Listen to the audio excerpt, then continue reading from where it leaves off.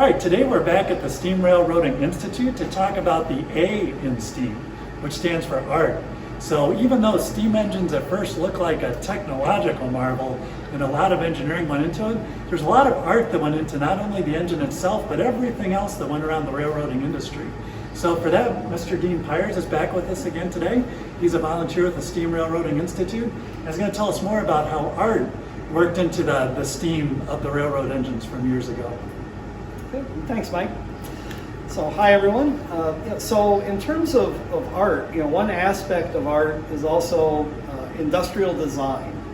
In the 1930s, when these locomotives were at their peak, when they were being designed, industrial designers such as Henry Dreyfuss and Raymond Lowery were designing a variety of different things around the country, including railroad equipment. Some of those features went down to the details, even to the font that is used by different railroads on the lettering of the locomotives and their passenger cars, their passenger equipment. Different railroads would use a different character set or different artistic font to convey their image or their particular company identity. Railroad advertising became huge at this point in time. Railroad calendars featured paintings of maybe scenes from out west, the national parks you could visit on a particular railroad, or individual advertising images and mascots, such as Chessie the Railroad Kitten or Phoebe Snow, were some of the first uses of a mass market advertising campaign and advertising character, or feature character.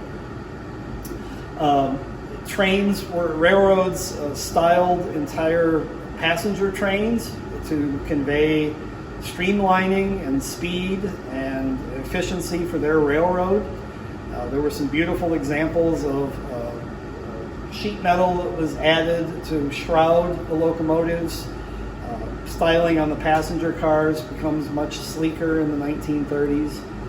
And of course, railroad station buildings, even today, many are preserved because they're such magnificent examples of architecture and art.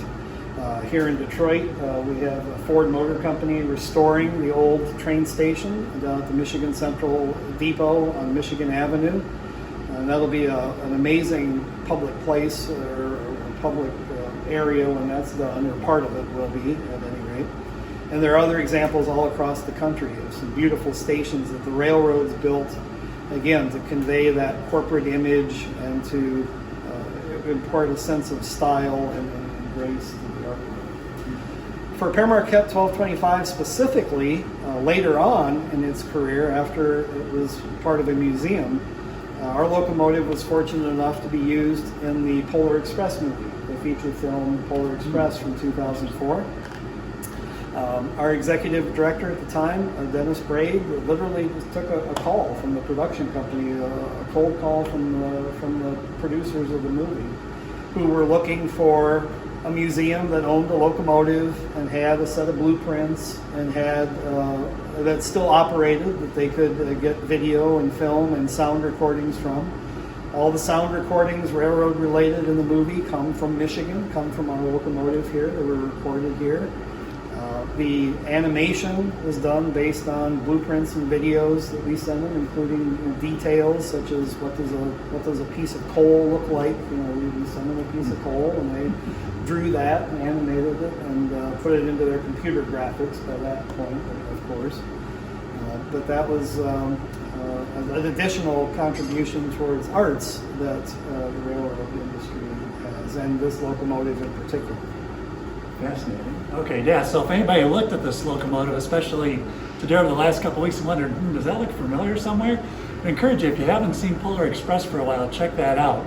So it really shows you how art is such an important part of design and how art and engineering can work together to really make something exciting to see and participate in and enjoy. So with that, thank you very much, team. Thanks for joining us today and helping us out with that. Excellent.